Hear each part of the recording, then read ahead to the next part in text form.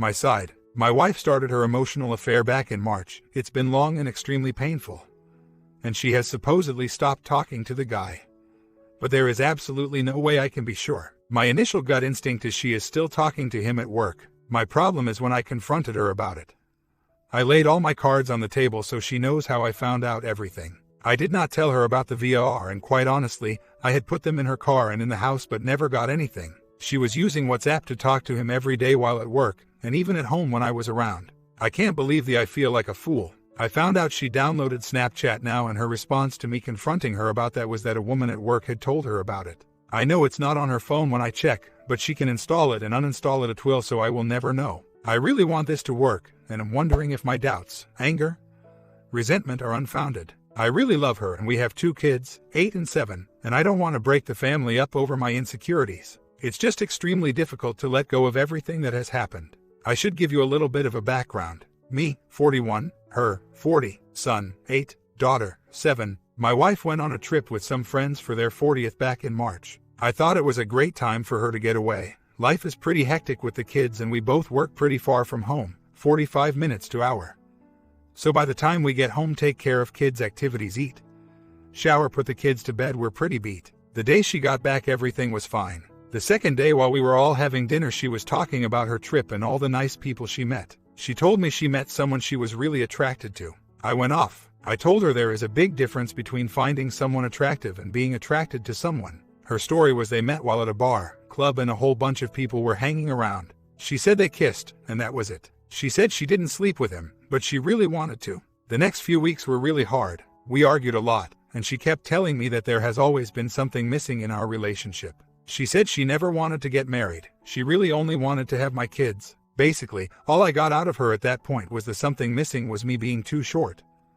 We're the same height. She's always been into taller men, which this guy is. After being in a funk for a few weeks, I started reading books and working out, going out with friends more often, and we started to actually converse on a civil level. She was still unsure what she wanted, but I was trying to work through this and better myself. I started trying new things, and she would tell me that I inspire her. If anything positive has come out of this whole mess, it's been that I've gotten in great shape. I'm cooking a ton of great stuff now, which I love, and I feel so much better about myself as a person. I just still can't get rid of my distaste for what's happened and can't let go of the fact she is probably still carrying this on. Comments. Don't waste your time waiting around for her to make a choice. It almost never works out doing it that way. If you let her be in the driver's seat, you're screwed. But then again, are you willing to lose her to win your dignity back? You can keep her and suffer like a lost puppy, or you can take charge and start moving forward without her. One of my most favorite quotes. Just keep moving forward. If someone wants to go with you along that journey, good. If not, one step at a time. If my wife said this, I'd be looking up divorce lawyers. She wants out, and this is just the first step of her pushing to get out. You have an opportunity to turn the tables on her and beat her to the punch. She is giving you a bit of a heads up, and now you should run with it. Be proactive. If she really feels this way and is going to be this disrespectful to her husband, then she needs to get the duck out. Kissing is cheating, assuming that's all she did, and that fact that she wanted to do more is just her way of slapping you in the face. It would be one thing if it was a drunken accident and she regretted it, but it's not. You need to plan your exit, because dollars to donuts, she has her plan thought out already. She laid her cards on the table, and now you have to either accept the status quo and keep on living always looking over your shoulder while she sits on her ass trying to make her mind up, or you can do something about it. Look in one way, she just slapped you and your marriage and family right across the face. Now you can let her get away with it or do something about it. If it's me, I look at it like she doesn't want to be part of the marriage, the family, or your wife, so I would say nothing more and go find a lawyer. File. Have her served at work where she'll get the shock of her life, and maybe she'll come to understand that she crossed the line and she's in way over her head. When she comes home, make sure you move all her clothes in the spare room, and tell her to either sleep there or on the couch, because the marital bed is off limits, and let her know that you have no room in your life for a part-time wife, and she can pack up and leave as soon as possible. She started this mess and she now has to deal with it. If you can work it out, then fine. You can always call of the divorce, but she needs to regain your trust, and she has to do it with actions. I would also start a new bank account with your name on it and secure half the money. Change the credit cards to your name and let her figure out her next move. Don't let her blame you or let her rug sweep this away, because if you do, it will rear its ugly head again in the future. She's playing for keeps and you have to do the same. OP responds. I know I've done things wrong in the beginning. I'm all over the place and haven't gotten everything out yet, so please bear with me. I have exposed to everyone, her parents, my parents, our friends, I even told her toxic friend's husband about his wife encouraging things by enjoying her sharing the details of her chats, calls with the guy. She's lost that friend because of that, and I'm glad I did it. Her parents came up from Florida and spent time with us. Her father, stepdad, sat her down and explained this would be the most expensive free lay she's ever given out if she went through with it. He himself had a wife who cheated. We started spending more time together, which was a big problem in our marriage. It was all about the family and kids rather than us spending quality time alone. We started sleeping together more. Again, our physical life wasn't horrible, but was more like once a week or every other week. It turned into multiple times a day. When I found out she was still carrying on with this guy, about a month and a half ago, using the WhatsApp, I took her phone and smashed it with a vodka bottle. She likes drinking and is also on antidepressant meds. She asked me if I wanted her to leave and I told her to go. I told her that I wanted to work on the marriage, but she wasn't doing her part, and I had nothing left. She came back a few days later, begging, pleading, and crying. She told me I was the only one she wanted. She is continually doing things for me, calling me sexy, initiating things, and that she is in more love with me now than she ever has been. She has since stopped drinking as much but is still on the meds. She has a doctor appointment to discuss alternatives to meds and the other things she is taking. To me, her actions are all saying she is in this, but I can't shake the feelings, remembering every single detail of the texts and how this all happened. We've been married 10 years, and together 5 before that. I want to believe this is all over, but I can't shake it off. I am also going away for business next month and will be putting the other VOR I have around the house to see if I pick up anything. I have never picked up anything on the VOR before, house, car, etc. I know she was talking to him while at work, texts of "can I call you now," etc. And I know from the chats I picked up from the iCloud backups she texts back and forth constantly at work. Now that she knows I know, I feel like she's uninstall to get around it. Gut feelings aren't usually wrong, are they? In this case, I hope they are. I've gone to IC and really have gotten to the point that I will be fine with either outcome, married, divorced. I really just want to make sure this is done, over. Do you ever really get to the point where you don't question everything anymore? I suppose that's what I'm struggling with. My gut feelings are it's still going on. Every time I've had that feeling over this, it's been right. It's so hard to figure out if why I want to dig is to be proved wrong, or to be proved right and then just move on. I know it's on her, and her actions have put us here. It's also comforting to know everyone around us knows as well. And I've gotten the support from all. Her parents have been great throughout this whole ordeal, although her mom has been a bit naive and I have had to really push her to see the truth. Transparency as far as I know. I have access to her phone, Facebook, email, etc. She even set the password for her phone to our anniversary date. At one point through the ordeal, when she was still in the fog, she told me she would give me a free pass. I told her that wouldn't solve anything and that's not what I wanted. I suspect that was only to give her free rein to do whatever she wanted if I took the offer. We haven't done MC, we have both done IC, but she stopped when it was suggested she stop drinking. She has told me she went NC, he is no longer in her contact list. We didn't do a formal NC with her calling him in front of me and stating she doesn't want to talk to him anymore. I did text him from her phone prior to smashing it and told him no more contact and stop ducking around with married women. No agreements were made as far as divorce settlements, child support, alimony, etc. I know it seems odd that declaration of they just kissed is just what it is. I have seen on here that it starts as just a kiss and then gets admitted to more. I have read all the texts, and that is all that happened.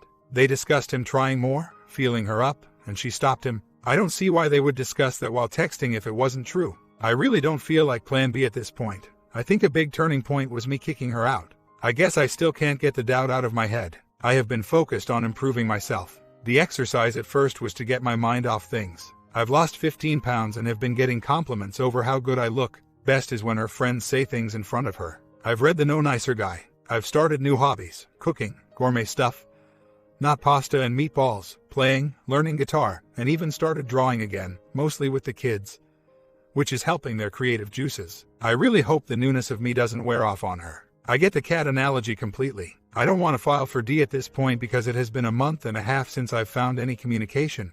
Nothing since she has come back, and D really isn't what I want.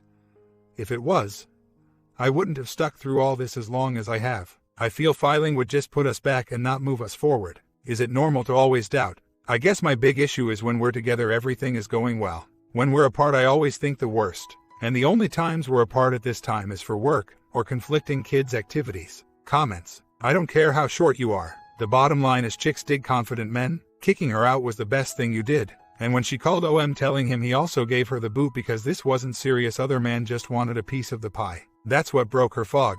Now you guys have a good thing going. It's when this changes and stops is when you need to worry. I still believe you need to trust your gut, cause when you're out of town and she gets lonely and drunk she will contact him again, so do your best to set up you surveillance. May I suggest a hidden camera? It will tell you a lot when you're out of town and she is in bed texting away with a big smile on her face and her hand down her panties. Unless of course she is texting you. Have you looked for a burner phone? I can't imagine she uses her work phone, especially during work. Her employer could find out how much time she is wasting on their dime. OP responds, I suppose I'm not what you define as short. That was her small brain reasoning at first. I'm 5 feet 10, and she is as well. I thought it quite ridiculous of a reason after 10 years of marriage and 5 years of dating it would be the sticking point. Constant digging, monitoring and playing detective are getting tiring. On some levels it is comforting that I am not finding anything. But reading everything on here with burner phones and going underground, I'm still not buying into the no news is good news. I do know exactly what I will do, without hesitation.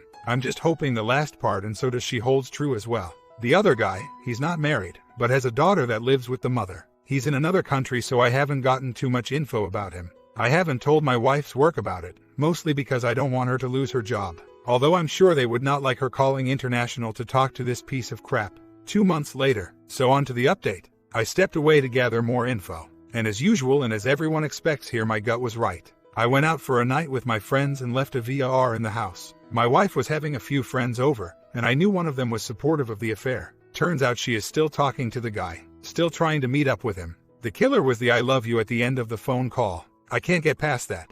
I've talked to a lawyer and am filling out all the paperwork, gathering more evidence, and will be filing for divorce soon. My big problem is not wanting to ruin the holidays. My lawyer beat it into my head that I'm not the one doing that, and I understand. I feel as though I've stuck this out long enough.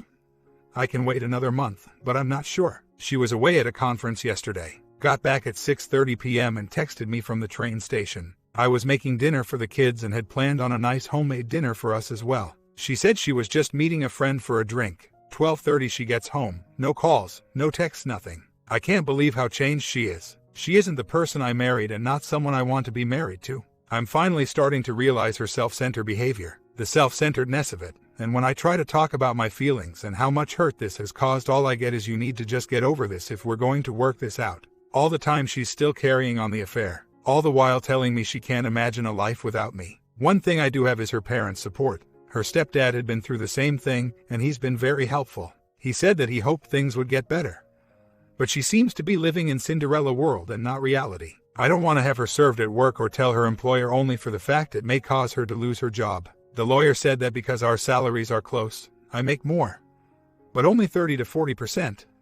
There would be no alimony. The only way this could be saved is by a complete turnaround in her thinking, actions. She constantly says that it was no big deal, they only chatted and there was nothing physical. She really doesn't get it. Although she's constantly jealous of me getting attention from other women that I don't even reciprocate. Even accuses me of flirting with women when I'm only being myself. I guess today I'm at the point where I don't want to save this anymore. I feel so bad for my kids. If I could go back, I would have kicked her out at the admission of wanting to duck him. Hell, I would have taken her up on the offer for her to move out and get her own apartment. Instead, I naively said that if she leaves the house, or if we do any sort of separation, it would be divorce in my eyes, knowing full well that wasn't what I wanted, at that point anyway. I don't think I need more evidence of the affair. She called him from our house phone 2 weeks ago. Need to get this off my chest because it made me laugh. Maybe because of how pathetic it is. While I was out and had the VIR going to catch her calling him. She waited till the friends that don't support the affair to leave. She lost her phone, kept calling it to find it, heard it on the VIR, and kept calling her friend who was having an affair as well to see if it was in her car.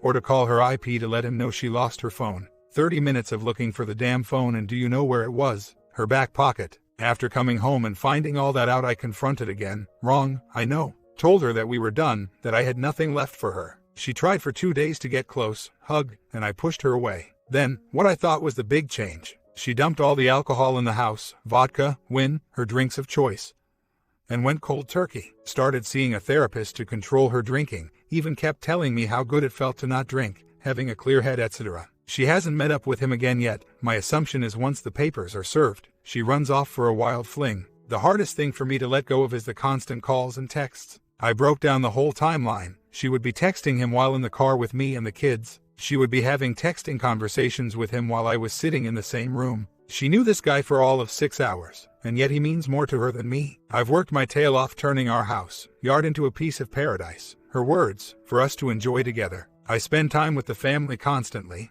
I don't disappear on weekends to go golfing or escape. Yeah, I go skiing with buddies here and there, hang out with friends once a month or so. But mostly am involved with the kids' sports, activities, and again in her words am a great provider.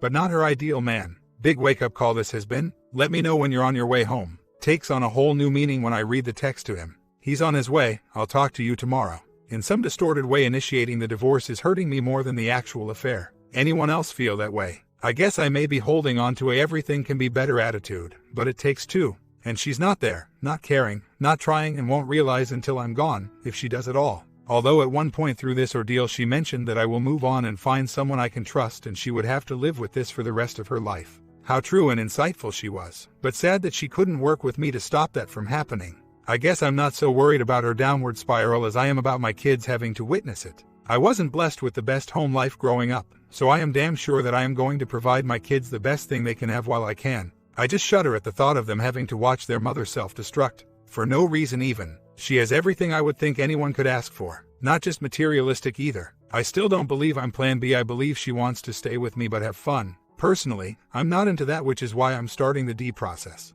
The texting in front of me and the kids was months ago. I have taken painstaking efforts to put a whole timeline together for the D proceedings. Trust me, it hurts. Ran to town hall today to get the marriage certificate, moved money from our account to pay for the lawyer, and finished filling out all the paperwork. Assets, liabilities, expenses, what a pain. That was having to jump through hoops as it's her name on everything and her passwords, etc. As her responsibility was the finances. We'll never do that again. I'm sure she hasn't met up with the guy. He's in another country, and the times she's asked for a night away or a trip I've squashed by telling her I don't think it appropriate. Honestly, her response to that was, if I'm going to cheat on you, I will. It doesn't have to take an overnight. Suppose that was another wake-up call to her personality. Her response to my last calling out was to try and get close to me. Tried putting her hands on me while sleeping. Tried hugging me. Tried everything she could do to get closer. I told her I didn't want her to touch me. She told me it was over, and my response was that I had heard that too many times already and it wasn't true. I do think once she is served it will be a wake-up call. And fortunately, it will be too late because I am not going back, and she won't realize that until she is served and it's over. Too late. Either way, I can be happy with myself or with someone else. I honestly think I'm going to take a good long time before trying to have another close relationship with anyone, but I guess it all depends on who you meet and circumstances. Story 2. The new normal. Is this emotional infidelity, physical infidelity, or nothing at all? A few years ago, my wife was working at a nursing home as a nurse practitioner. In her role, she commonly spoke with a male pharmacist, employed by the same company, but located at a different site. It was common for nurses and staff to call her at home after work, and for her to walk out of the room during the phone conversations, which I thought nothing of. Then, while on a 4th of July celebration, my wife told me about this male pharmacist that worked for the company and how they had become friends. She told me that he was gay and that he hated the lifestyle. She also told me that he said he wished that he could quit the lifestyle and he and her move away and start all over. I told her that I thought this to be inappropriate, and I did not like her talking to him. One night, as I was working on a report for her, she received a phone call and went outside. I became curious and went out the back door and around the house to hear her side of the conversation. She was laughing and talking. When she came in, I asked who she was talking to, and she again told me the pharmacist. I got upset and said that she should not be talking to him, and that it was wrong. She told me that she had rather talk to him than me. After an argument, I finished her report and hoped that this would be the end of it. Then a month or so later I came home from work early to surprise my wife, son, and his friend by going to the lake with them, which she had planned. When I got there, she was very glad and asked me to take the kids to the lake, as she needed to stop by her work first. Then would be there ASAP. Disappointed that she would not be there the whole time, I took the kids to the lake and waited for her to arrive. 3 hours later she was still not there and the beach closed. We went home, and I called my wife's phone several times, with no answer. Then after what seemed like calling 50 times, her phone was answered. A male's voice said hello, then it was hung up, and additional calls were not answered. I then called the nursing home and was told that no one had seen my wife in the facility that afternoon and that they did not believe her to be there. A few minutes later she called me and said she was on her way home. I asked her where she had been and she said the nursing home, but when I told her that wasn't true, she said she went to the main corporate office work pick up some medication and had got me a gift as well. She denied that a male answered her phone and shared nothing about what she actually did. She left that position a few months later, and I was glad, since I did not want her to continue to be in the environment, and was not sure if or what went on. I do not know if this male is gay or not, and I have never met him. In her new job she, as far as I knew, had not contact with him. Then one day my son and I was to meet her after work and go to dinner. As she was busy, it was common for her to be late leaving work. As time approached for her to leave, she called me and asked that I take my son on home, because she was much busier than expected, which was a big change from the conversation on the phone 30 minutes prior. A day or two later, I happened to look at the texts on her phone and found that this pharmacist came by where she worked about 10 minutes before she was supposed to leave. I also found that she was supposed to have met him earlier that day, but did not make the meeting, and I assumed that was why he was not coming by at closing time. I do not know what they were meeting about, and I do not know if she commonly meets with him. Needless to say, we had a big argument over this, and in the end, she said that it was all business, that the company, nursing home, was opening a new clinic, and that he was meeting with her to see how to do the labels. I found that very strange, why a pharmacist would need to meet with a nurse practitioner on how to do labels, since that is in his arena, not hers. After a lengthy argument, we finally moved forward, and I hoped that she would no longer continue this friendship. I also looked at her phone periodically and have found not texts between them. She does not have his name stored, but I did remember the number he texts her from before. She later told me that she was friends with him because they both disliked the owner of the nursing home company. I told her though it's strange if they both disliked that they would be meeting to start a clinic in which the person they both do not like would own. Now, last week, which has been about 4 months since she met with him at her work, when we were supposed to be going to dinner, I was looking at her phone. We had both just upgraded our phones, and I was merely trying to adjust some settings while she was seeing a patient. She received a new message while I was looking at her phone, which was from the pharmacist. The content of the message came across the screen without me actually having to open it. It read, "Don't waste my $70. Schedule an appointment at European Body Works."